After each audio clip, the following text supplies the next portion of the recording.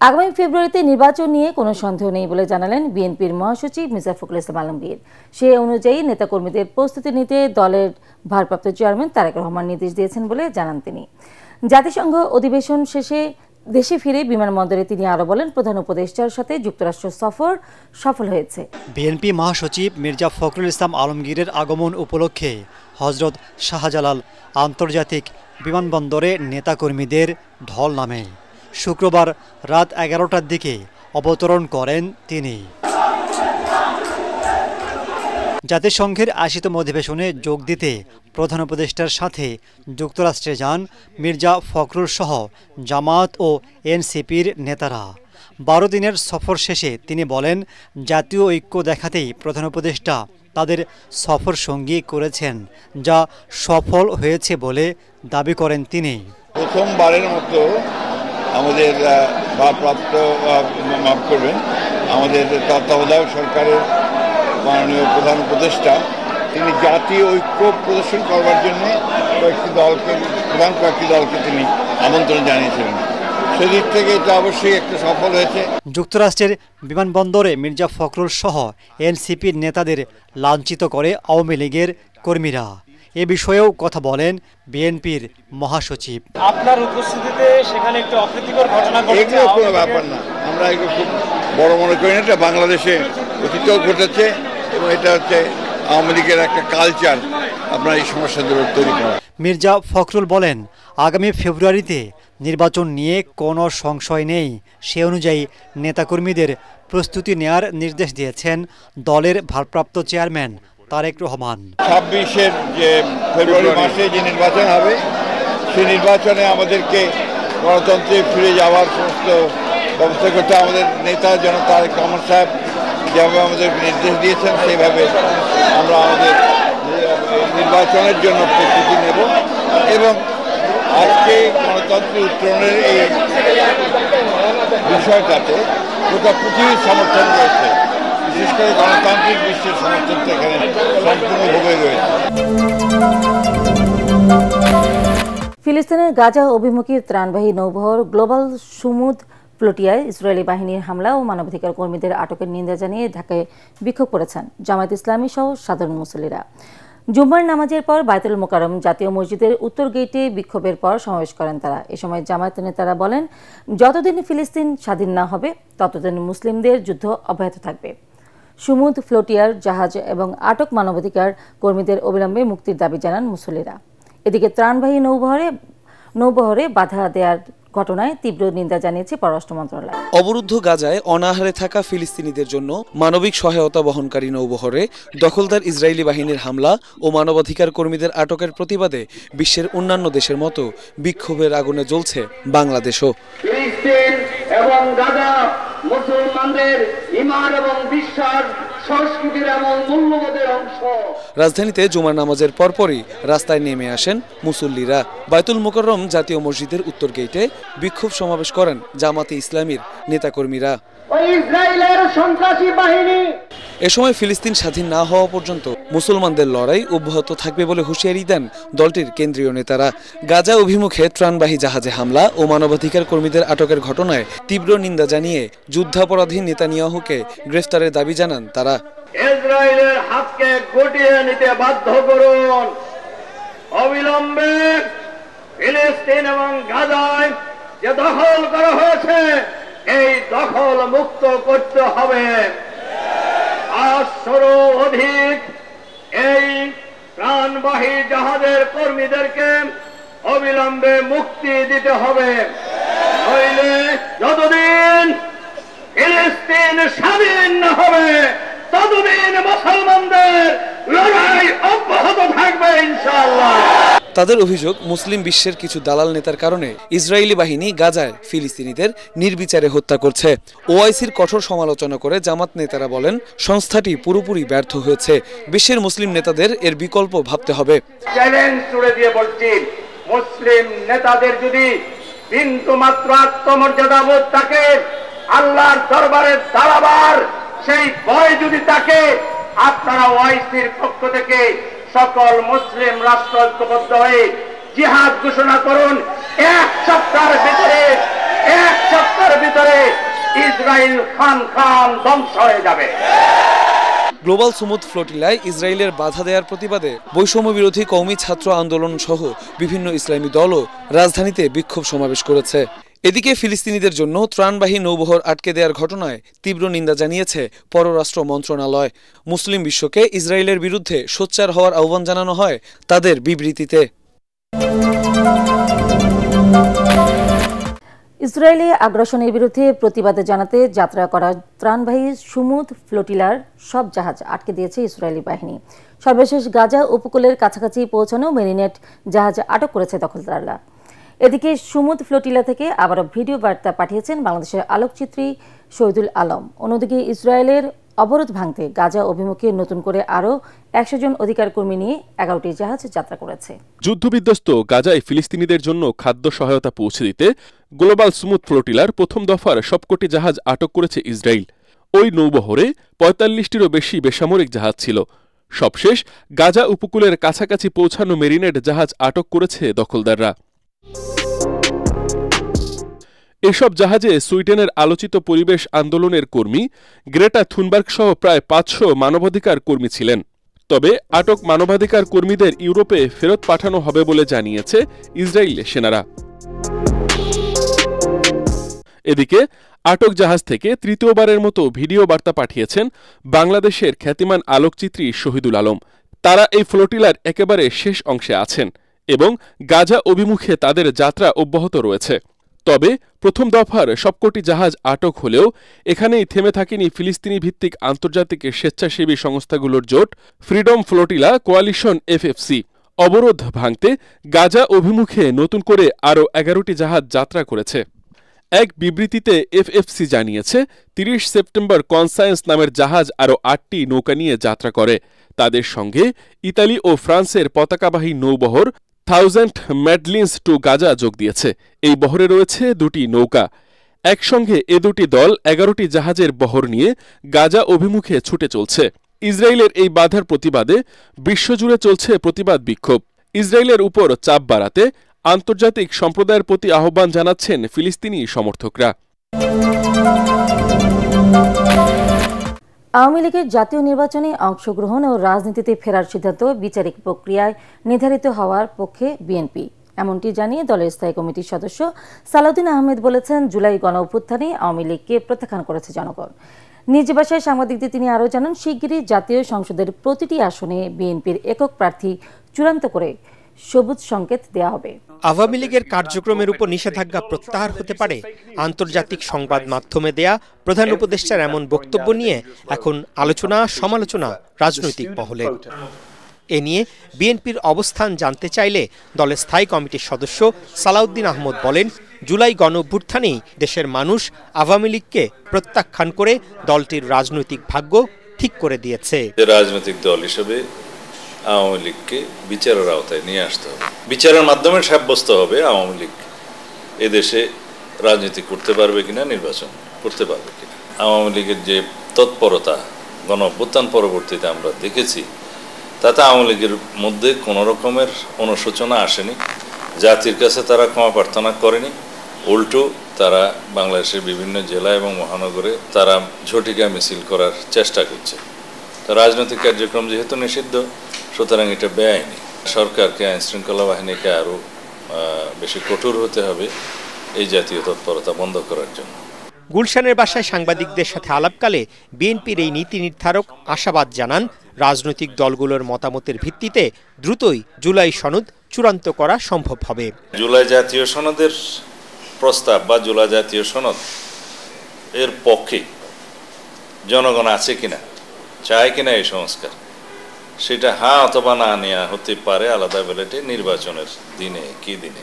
অন্তর্বর্তীকালীন সরকারের মেয়াদ তো মাননীয় প্রধান উপদেষ্টা নিজেই নির্ধারণ করে দিয়েছেন। তিনি ডিসেম্বরে ইলেকশন দেন নাই, ফেব্রুয়ারিতে দিয়েছেন এবং সেই ইলেকশনের তফসিল ঘোষণার অপেক্ষায় আছি আমরা। পৃথিবীর বিভিন্ন দেশে গণ অভ্যুত্থান পরিস্থিতিতে দেখা গেছে যেখানে দ্রুত ডেমোক্রেটিক ট্রান্সফরমেশনটা হয় না, গণতান্ত্রিক উত্তরণটা হয় না, সেখানে কলহ, বিবাদ, এমনকি গৃহযুদ্ধ হয়। জাতীয় নির্বাচনের জন্য বিএনপি পুরোপুরি প্রস্তুত জানিয়ে সালাউদ্দিন আহমেদ জানান, শিগগিরই চূড়ান্ত হবে দলীয় ও জোটের প্রার্থী।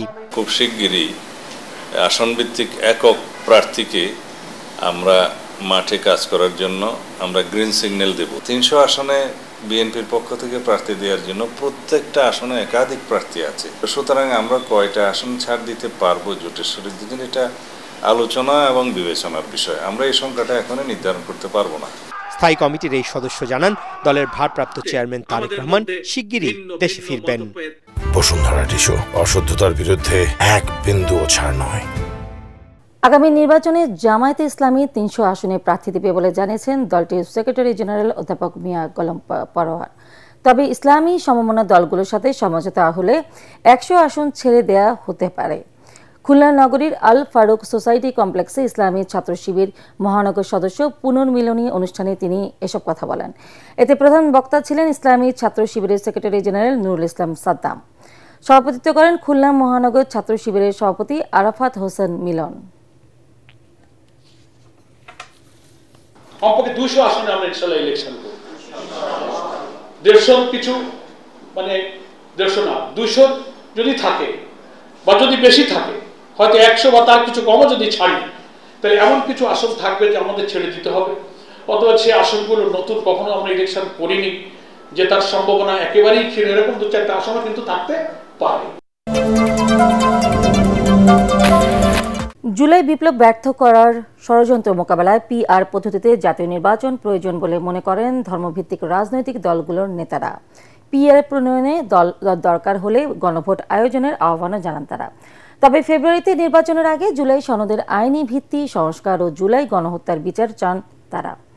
ফ্যাসিবাদ বিরোধী দলগুলোকে নিয়ে জোট বেঁধে ভোটে অংশ নেয়ার কথাও জানান ইসলামী দলগুলোর নেতারা। শেখ হাসিনার শাসন আমলে গেল 15 বছর কোণঠাসা থাকা ইসলামী দলগুলো 24-এর গণঅভ্যুত্থানের পর আবারও সক্রিয় হয়েছে রাজনীতিতে।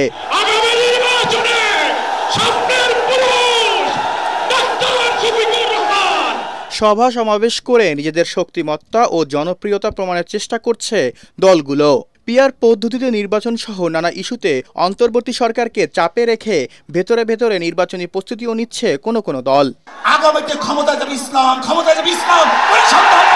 বড় রাজনৈতিক দলের আধিপত্য, দুর্নীতি, কালো টাকার ছড়াছড়ি সহ সব অনিয়ম বন্ধে পিআর পদ্ধতিতে নির্বাচন আয়োজনের জোরালো দাবি জামায়াত ইসলামী, ইসলামী আন্দোলন সহ সমমনা দলগুলোর। পরিবর্তনের জন্যই তো জুলাই আন্দোলন। পিআরই এদেশের নির্বাচনের যে আজকে নানা ধরনের ঝামেলা বা ত্রুটি, এটা দূর করার সবচেয়ে বড় ওষুধ। আমরা আশা করি জনগণকে সাথে নিয়ে আমরা পিআর পদ্ধতিকে জনপ্রিয় করব এবং এর ভিত্তিতেই নির্বাচন করার জন্য আমরা জোর চেষ্টা চালিয়ে যাব। সরকার তো বলে নাই যে পিআর পদ্ধতি নির্বাচন করাটা আমাদের জন্য কঠিন বা সময় নাই। আর এই দাবিটা তো তুলছি আমরা প্রায় আরও 1-1.5 বছর আগ থেকেই, তখনও তো সময় ছিল। এখন শেষে এসে যদি বলে, এটা আসলে অজুহাত দেওয়ারই একটা ক্ষেত্র, আসলে বাস্তবে এটা না। ফেব্রুয়ারিতে নির্বাচন নিয়ে আপত্তি না থাকলেও ভোটের আগে জুলাই সনদের আইনি ভিত্তি, প্রয়োজনীয় সংস্কার, গণহত্যার বিচার ও লেভেল প্লেইং ফিল্ড নিশ্চিত সহ কয়েকটি দাবি বাস্তবায়নের তাগিদ দেন দলগুলোর নেতারা। কিসের ভিত্তিতে নির্বাচন হবে? জুলাই সনদের ভিত্তিতে, পিআরের ভিত্তিতে, না ট্রেডিশনাল সিস্টেমের ভিত্তিতে? এই জিনিসগুলো তো ময়দানে কোনো ফয়সলা হয় নাই।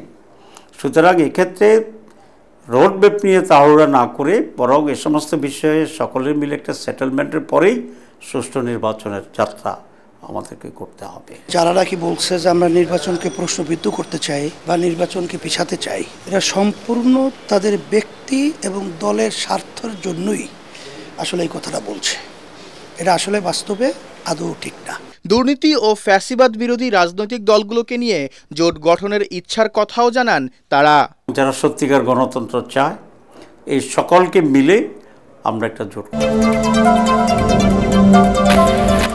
আওয়ামী সরকারের আমলে 2014 সালের জাতীয় নির্বাচনে অংশ না নিলেও একটি রাজনৈতিক দল মিথ্যাচার করছে বলে অভিযোগ করেছেন ইসলামী আন্দোলনের আমির সৈয়দ মোহাম্মদ রেজাউল করিম। বলেন, যারা মিথ্যাকে সত্য করতে চায় তাদের থেকে ভালো কিছু আশা করা যায় না। কাকরাইলের ডিপ্লোমা ইঞ্জিনিয়ার্স ইনস্টিটিউশনে ইসলামী আন্দোলন নারী ইউনিটের উদ্যোগে কল্যাণ রাষ্ট্র বিনির্মাণে নারী সমাজের ভূমিকা বিষয়ে জাতীয় সেমিনারে তিনি এ অভিযোগ করেন। জানান, ইসলামী আন্দোলনকে আর কেউ ক্ষমতায় যাবার সিঁড়ি হিসেবে ব্যবহার করতে পারবে না। দখলদার ইসরায়েল সুমুদ ফ্লোটিলা জাহাজ আটকে দেওয়ার ঘটনায় তীব্র নিন্দা জানান দলটির আমির। ক্ষমতায় যাওয়ার জন্য বিভিন্ন সময় কৌশল অবলম্বন করে আমাদেরকে সিঁড়ি হিসাবে ব্যবহার করেছে 53 বছরে। আবার এখনো আবার 5ই আগস্টের পরে যে পরিবেশ তৈরি হয়েছে, আবার ওরা ক্ষমতায় যাওয়ার জন্য বিভিন্ন মিথ্যা রচনার মাধ্যমে এবং বিভিন্ন ধরনের ষড়যন্ত্রের মাধ্যমে ওরা কিন্তু এই আচরণগুলো আবার শুরু করেছে। আমাদের সতর্ক থাকতে হবে। জাতীয় ঐক্যমত্য কমিশনের সিদ্ধান্ত অনুযায়ী জুলাই সনদ বাস্তবায়িত হবে, এখানে আইনি কোনো বাধা নেই বলে জানিয়েছেন অ্যাটর্নি জেনারেল মোহাম্মদ আসাদুজ্জামান।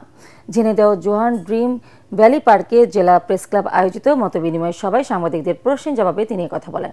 আওয়ামী লীগের শাসনামলে প্রশাসনে যারা বড় ধরনের অপরাধের সাথে জড়িত ছিল তাদের বিরুদ্ধে সরকার সিদ্ধান্ত নেবে বলেও জানান রাষ্ট্রের সর্বোচ্চ এই আইন কর্মকর্তা। আওয়ামী লীগের শাসনামলে পুলিশ বলেন, জুডিশিয়ারি বলেন, সিভিল ব্যুরোক্রেট বলেন, সমস্ত প্রতিষ্ঠানগুলোকে এমনভাবে করা হয়েছিল তারা চাকরি করেছেন। সরকার একটা চলমান প্রক্রিয়া, সেই প্রক্রিয়ার অংশ হিসেবে যারা বড় ধরনের অপরাধের সাথে জড়িত না প্রশাসনে, তারা নিশ্চয়ই চাকরি করবেন, দেশের জন্য রাষ্ট্রের জন্য তারা চাকরি করবেন। সেখানে সরকার অপরাধ বিবেচনায় নিয়ে তাদের বিষয়ে সিদ্ধান্ত নেবে। কর্মকর্তাদের যোগ্যতা যাচাইয়ে বিশেষ দক্ষতা মূল্যায়নের পরীক্ষা নিয়েছে ইসলামী ব্যাংক। ব্যাংক কর্তৃপক্ষ বলছেন 2017 সালের পর চট্টগ্রামের পটিয়া থেকে নিয়োগ পাওয়া প্রায় 5,500 কর্মীর যোগ্যতা যাচাইয়ে বাংলাদেশ ব্যাংকের নিয়ম মেনেই এই পরীক্ষার আয়োজন করা হয়। এতে অংশ না নিয়েও বিশৃঙ্খলা করা ব্যাংকিং চাকরি বিধিমালার পরিপন্থী বলে জানান ইসলামী ব্যাংকের সহকারী ব্যবস্থাপনা পরিচালক ডক্টর কামাল উদ্দিন জসিম। এরই মধ্যে 5,000 কর্মকর্তাকে ওএসডি ও 200 জনকে চাকরিচ্যুত করেছে ব্যাংকটি। সম্প্রতি ইসলামী ব্যাংকের দক্ষতা যাচাই পরীক্ষা নিয়ে আন্দোলনে নামে 2017 সালের পর থেকে নিয়োগ পাওয়া কর্মীরা। তাদের দাবি, চাকরিচ্যুত করতেই নেওয়া হচ্ছে বিশেষ এই পরীক্ষা। অর্থাৎ এদের সবকিছু পরিকল্পিত। যেখানে প্রায় 5,000 জনকে ওএসডি ও 200 জনকে ছাঁটাই করেছে সরকারি ও বেসরকারি খাতের বৃহত্তম এই ব্যাংকটি। 2017 সাল থেকে যদি সব নিয়োগ অবৈধ হয় তাহলে ওরা নিজেরাও অবৈধ মনে হবে। এরই মধ্যে সামাজিক যোগাযোগ মাধ্যমে ফাঁস হয়েছে পরীক্ষা না দিতে কর্মীদের হুমকি ধামকির বিষয়। অভিযোগ রয়েছে নিয়োগ বিজ্ঞপ্তি ও পরীক্ষা ছাড়াই চাকরিতে নিয়োগের ঘটনা। বিভিন্ন ফেসবুক মাধ্যম বা অন্যান্য মাধ্যমে দেখেছি স্যার, নেগেটিভ কিছু প্রচারণা ছিল আর কি স্যার। সেগুলো দেখেও আমরা সাহস করে গিয়েছিলাম স্যার। পরবর্তীতে ওখানে আসলে বিভিন্ন ঘটনা শোনার পর আমরা নেগেটিভ ঘটনা শোনার পর স্যার আমরা আবার পরে চলে এসেছিলাম আর কি স্যার। তুমি যদি পরীক্ষা দিতে যাও তোমার সর্বপ্রথম আমি মারবো যে উনি আমার সিনিয়র, উনি অফিসার, আমি এখনো জুনিয়র অফিসার। আমি সম্মানের সাথে এটা বলছি, আমার অসম্মানের সাথে ভাষাটা কিরকম হইতে পারে আপনি বুঝে নেবেন। তবে ব্যাংক কর্তৃপক্ষ বলছে 2017 সালের পর ইসলামী ব্যাংকে অবৈধভাবে নিয়োগ পাওয়া প্রায় 5,500 কর্মীর দক্ষতা ও যোগ্যতা যাচাইয়ে বিশেষ পরীক্ষা, যেখানে অংশ না নিয়ে আন্দোলন করা ব্যাংকিং চাকরি বিধিমালার পরিপন্থী। মূলত কম্পিটেন্সি অ্যাসেসমেন্ট এক্সাম হিসেবে আমরাই করেছি। যাদের যোগ্যতা, আসলে যোগ্যতার ব্যাপারে তো একটু কথা ছিলই, এটা সবাই জানেন, যে সে কারণে তাদের ওভারঅল মান যাচাইয়ের জন্য আমরাই করছি এবং সেক্ষেত্রে আমাদের মূল উদ্দেশ্য ছিল তাদেরকে বৈধ করে তাদেরকে সম্মান দেওয়ার জন্য। পরীক্ষায় অংশ না নেওয়া এবং ওএসডি হওয়া কর্মকর্তাদের বিষয়ে চূড়ান্ত কোনো সিদ্ধান্ত নেওয়া হয়নি বলেও জানান এই কর্মকর্তা। যারা পরীক্ষা গ্রহণ করেনি এটা তো তাদের একটা অ্যাপারেন্টলি একটা ভায়োলেশন, যে একটা ঊর্ধ্বতন কর্তৃপক্ষ এমপ্লয়ারের একটা ইনস্ট্রাকশনকে সে ভায়োলেট করলো। মানে একটা প্রতিষ্ঠানে বা একটা প্রতিষ্ঠানে চাকরি করলে প্রতিষ্ঠানের নিয়মটা মানাটাই তো হলো অনুগত কর্মীর দায়িত্ব। ইসলামী শরিয়া মোতাবেক পরিচালিত দক্ষিণ এশিয়ার প্রথম ইসলামী ব্যাংকে বর্তমানে প্রায় 22,000 কর্মী রয়েছে, যার মধ্যে প্রায় 11,000ই চট্টগ্রাম বিভাগের এবং প্রায় 5,500 এস আলম গ্রুপের কর্ণধর মোহাম্মদ সাইফুল আলমের নিজ উপজেলা পটিয়ার।